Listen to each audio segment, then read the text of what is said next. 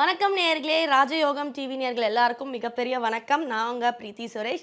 நம்ம ராஜயோகம் டிவியில் தினம் தினம் புது புது ஆன்மீக தகவல்களை தெரிஞ்சுக்கிட்டு வரோம்.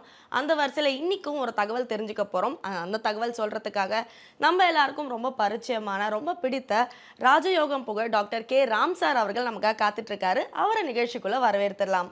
வணக்கம் சார். வணக்கம் சார். பொதுவாகவே முகத்தில் வந்து 2 கண் இருக்குது. அதுலேயும் வந்து பார்த்திங்கன்னா ஒரு கண்ணுக்கு வந்து ஒரு குறிப்பு சொல்லியிருக்காங்க. அதாவது வலது கண் துடிச்சா கெட்டது, இடது கண் துடிச்சா நல்லது அப்படிங்கிறாங்க. அதுலேயும் ஆண் பெண்ணுக்கு வந்து மாறுபடுது அப்படிங்கிறாங்க. இதெல்லாம் உண்மைதானா, இல்லை கண் துடிக்கிறது சாதாரண விஷயம் தானா? பொதுவாகவே அங்க சாஸ்திரப்படி உங்களுடைய உடல் உறுப்புகளில் அங்கத்தில் இருக்கக்கூடிய உறுப்புகளுக்கு ஒவ்வொரு விதமான சிறப்புகள் இருக்கிறதாக சத்தியமாகவும் நிச்சயமாகவும் சொல்லப்பட்டிருக்குது. அந்த வகையில் கடந்த நிகழ்ச்சியில் உள்ளங்கை அரித்தால் நல்லதா அப்படிங்கிற விஷயத்தை மிக மிக உண்மையாக நேர்த்தியாக சொல்லப்பட்டிருந்தது. அதற்கு நிறைய பேர் சந்தோஷப்பட்டு பாராட்டு கொடுத்துருந்தீங்க. நிறைய விளக்கங்கள் கிடைச்சதாகவும் நீங்கள் சொல்லியிருந்தீங்க. அதே மாதிரி தான் இந்த கேள்வி, கண் துடித்தால் நல்லதா அப்படின்னு எடுத்துக்கிட்டிங்க அப்படின்னா, பொதுவாகவே ஆண்களை பொறுத்தளவுக்கு வலது கண் துடிச்சது அப்படின்னா மிகப்பெரிய நல்லது கிடைக்கிது, ஒரு ஜெயம் கிடைக்கிது, நீண்ட நாள் வழக்கு சம்மந்தப்பட்ட விஷயங்களுக்கு முடிவு கிடைக்கிது, அல்லது எதிர்த்து வீடு பக்கத்து வீடு இருக்கக்கூடிய இடைஞ்சல் ஓரளவுக்கு குறையும் அல்லது சமாதானமாகும், அல்லது உங்களுடைய குடும்ப உறவுகள் இருக்கக்கூடிய உங்களுக்கு இழந்த மரியாதை திரும்ப கிடைக்கக்கூடிய, இழந்த கௌரவம் திரும்ப கிடைக்கக்கூடிய, இழந்த செல்வம் திரும்ப கிடைக்க ஆரம்பிக்கக்கூடிய அமைப்புகள் இந்த வலது கண் துடிப்புக்கு ஆண்களுக்கு இருந்துட்டு இருக்குது அப்படிங்கிறது உண்மை. நான் சொல்லுவது வலது கண் துடிச்சால் மட்டும்தான். அதே மாதிரி பெண்களுக்கு வலது கண் துடிச்சது அப்படின்னு வைங்களே, மிகப்பெரிய கெட்டதை ஏற்படக்கூடிய, அதாவது தேவையில்லாத பயம், தேவையில்லாத பிரச்சனை. நல்ல முறையில் வீட்டுக்கு போகலான்னு போனால் கூட வீட்டிலிருந்து, அதாவது அலுவலகத்திலிருந்து வேலை முடிஞ்சு எப்போ வீட்டுக்கு போகலான்னு இருக்கும். வீட்டுக்கு போனதுக்கப்புறம் ஏன் தான் வீட்டுக்கு வந்தோமோ அப்படின்னு தேவையில்லாத மனோபயம், சஞ்சலம், சங்கடம், சண்டை, சச்சரவு, சந்தேகம் ஏற்படக்கூடிய அமைப்புகளை பெண்களுக்கு கொடுத்துறது இந்த வலது கண் துடிச்சது அப்படின்னா. அதே பெண்களுக்கு இடது கண் துடிச்சது அப்படின்னா கண்டிப்பாக இவ்வளவு நாளாக இருக்கக்கூடிய பிரச்சனைகளுக்கு முடிவு கிடைக்கக்கூடியது. ஒரு சில பெண்களுக்கு பார்த்திங்கன்னா குடும்பத்தில் அம்மா அப்பானால பிரச்சனை, அல்லது கட்டிய கணவனால பிரச்சனை, அல்லது பெத்து போட்ட பிள்ளைகள் மூலமாக பிரச்சனை. இது எல்லாமே சரி கட்டினா கூட மாமியார் மாமனார் மூலமாக பிரச்சனை இருக்கும் இல்லையா?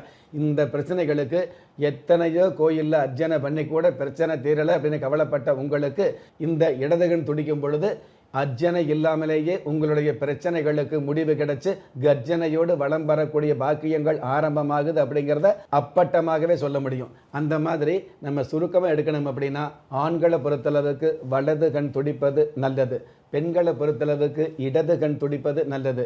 சாஸ்திர ரீதியாக ஆழமாக கவனிச்சோம் அப்படின்னா, ஆண்களுக்கு வலது கண் அப்படிங்கிறத விட வலது புருவம் துடிப்பது நல்லது.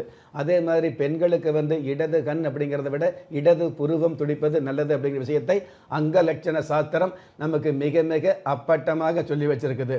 ஆனால் இந்த மாதிரியான கண் துடிப்பு சம்பந்தப்பட்ட விஷயங்கள்ல காலம் கலிகாலமாக இருக்கிறதுனால இளம் காளையர்களுக்கு கன்னி பெண்ணை பார்த்தாலே கண்ணு துடிக்கும் அப்படிங்கிறது உண்மையாக இருந்துகிட்டு இருக்கும். அந்த துடிப்புக்கெல்லாம் பிடிப்பு சம்மந்தப்பட்ட விஷயங்களை சாஸ்திரம் சொல்ல கிடையாது அப்படிங்கிறது உண்மையாக இருந்துகிட்டு இருக்கும். பொதுவாகவே சில பேர் பார்த்தீங்கன்னா கண் அடிப்பு அப்படிங்கிறது தெரிஞ்சோ தெரியாமலோ கண் சிமிட்டக்கூடிய வழக்கத்தை வச்சுருப்பாங்க. அதற்காக அதுக்கு ஒரு யோகம் கிடைக்கும் அப்படின்னு எடுத்துக்க முடியாது. எந்த வகையில் பார்த்தாலும் அங்க சாஸ்திரப்படி ஆண்களுக்கு வலது கண் துடித்தால் நல்லது, பெண்களுக்கு இடது கண் துடித்தால் நல்லதுங்கிற விஷயத்தை உள்ளது உள்ளபடியே நமக்கு நல்லதாக சொல்லி வச்சிருக்காங்க.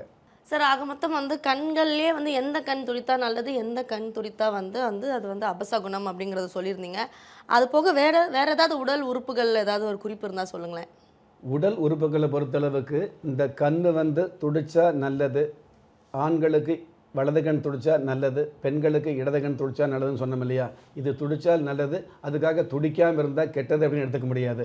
ஆனால் ஆணாக இருந்தாலும் ஆண்களுக்கு வலது கண், பெண்களுக்கு இடது கண் அப்படிங்கிற இந்த சம்பிரதாயத்துக்கு மேலாக ஆணாக இருந்தாலும் பெண்ணாக இருந்தாலும் இதயம் துடிக்காமல் இருந்தால் கெட்டதுங்கிற விஷயத்தை சாஸ்திரம் சொல்லி வச்சிருக்கு. அதே மாதிரி ஒருவருக்கு நெஞ்சு பதபதைக்கக்கூடிய ஒரு விஷயத்தை இழந்தாலோ, ஒரு கெட்ட ஒரு விஷயத்தை நம்ம சந்திக்கும் பொழுதோ, கெட்ட விஷயத்தை காதால் கேட்டாலோ நமக்கு நெஞ்சு துடிக்கும் இல்லையா? அந்த மாதிரியான துடிப்பு இல்லாமல் இயல்பான துடிப்பு இருக்கக்கூடிய விஷயத்தை நமக்கு சாஸ்திரம் சொல்லி வச்சுக்குது அப்படிங்கிறது உண்மை. சில பேருக்கு பார்த்தீங்க அப்படின்னா சாதாரணமாக துடிக்குது அல்லது துடிக்கலை அப்படிங்கிறதுக்கு மேலே வெளியில் கிளம்பும் பொழுது காலில் அடிபடும் இல்லையா? கால் தடுக்கும். அந்த மாதிரி ஆண்களுக்கு இந்த கட்டல் கால், டைனிங் டேபிள் கால் சம்மந்தப்பட்டது அல்லது நிலவு சம்மந்தப்பட்டது ஏதாவது ஒரு வகையில் அன்றாடம் பழகிய அந்த வீட்டில் வந்து பார்த்திங்கன்னா அன்னைக்குன்னு கால் தடுக்கும். அந்த மாதிரி கால் தடுத்தது அப்படின்னா அன்றைய நாள் எதிர்பார்த்த முக்கியமான காரியம் தடை ஏற்படும் அப்படிங்கிறது உண்மை. அதே மாதிரி பெண்களுக்கு வந்து வெளியில் கிளம்பும் பொழுது சாதாரணமாக ஒரு சினிமாவுக்கு போகிறோம், ஒரு பீச்சுக்கு போகிறோம்னு கிளம்புனா கூட இடது கால் தடைப்பட்டுச்சுன்னு வைங்களே, இடது கால் சம்மந்தப்பட்ட வகையில் சின்ன அடிபட்டது தடை ஏற்பட்டதுன்னு வைங்களே, தடுமாறுச்சுன்னு வைங்களே, நீங்கள் இந்த பீச்சுக்கு போய் பொழுதுபோக்கு அம்சங்களில் ஈடுபட்டு சந்தோஷமாக வர முடியாது, சங்கடமாக தான் வர முடியுங்கிற விஷயத்தை வந்து நீங்கள் தெரிஞ்சுக்கலாம். 4 முறை சண்டை கட்டி 5 முறை சமாதானமாகக்கூடிய சூழலை ஏற்படுத்தும் அப்படிங்கிறத இந்த கால் இடறுதல் அப்படிங்கிற விஷயத்தில் வந்து நீங்கள் தெரிஞ்சுக்க முடியும். இது எல்லாவற்றுக்கும் மேலாக பொதுவாகவே வாகன பயணத்தில் வந்து பார்த்தீங்க அப்படின்னா தேவையில்லாத தடை அல்லது விபத்து ஏற்படுது இல்லையா, அந்த மாதிரியான விபத்து அப்படிங்கிறது வந்து உடலில் வந்து ஏதாவது ஒரு பகுதியில் வந்து அடிபடும் பொழுது அது மருத்துவ நிவர்த்தி எடுத்துக்கலாம். ஆனால் ஆண்களுக்கு வந்து கால் சம்மந்தப்பட்ட விஷயங்களில் அடி ஏற்பட்டது அப்படின்னா, விபத்து ஏற்பட்டது அப்படின்னா, பாதிக்கப்பட்டது அப்படின்னா, அல்லது சாதாரணமாக பாத்ரூமில் வலிக்கி விழுந்தால் கூட காலுக்கு ஏதாவது சுடுக்கு இருந்ததுன்னா அது கொஞ்ச நாளுக்கு, தொடர்ந்து 90 நாட்களுக்கு உங்களுடைய முன்னேற்றம் தடைபடும், உங்களுடைய முயற்சிகள் தடைபடும் அப்படிங்கிற விஷயத்தையும் நம்ம முன் அறிவிப்பாகவே தெரிஞ்சுக்கலாம். Super sir. ஸோ ஆக மொத்தம் வந்து கண் துடிக்கிறதால என்னென்ன பிரச்சனைகள், இதை தாண்டி வேற எந்தெந்த உறுப்புகளில் ஏதாவது பிரச்சனைகள் வந்தால் அது ஏதாவது அறிகுறியான்ற கேள்விக்கு வந்து ரொம்ப அழகான பதில்கள் கொடுத்தீங்க. இந்த விளக்கத்துக்கு ரொம்ப நன்றி. நன்றி. என்ன நேயர்களே, இன்றைய நிகழ்ச்சி உங்கள் எல்லாருக்கும் ரொம்ப பயனுள்ளதாக இருக்கும்னு நம்புகிறோம். ஸோ இந்த நிகழ்ச்சி பார்த்துட்டு இருக்க உங்களில் பல பேருக்கு உங்களோட சொந்த ஜாதகத்தை பார்க்கணுன்ற ஆசை இருக்கும். ஸோ நீங்கள் பண்ண வேண்டியதெல்லாம் கீழே டிஸ்பிளேல வர நம்பருக்கு கால் பண்ணி அப்பாயின்மெண்ட் வாங்கிட்டு நீங்கள் சாரை நேரில் வந்து பார்க்கலாம். அந்த நம்பர் அப்பாயின்மெண்ட்டுக்கு மட்டும்தான், அதாவது முன்பதிவு செய்கிறதுக்கு மட்டும்தான் அந்த நம்பரை நீங்கள் பயன்படுத்த முடியும்.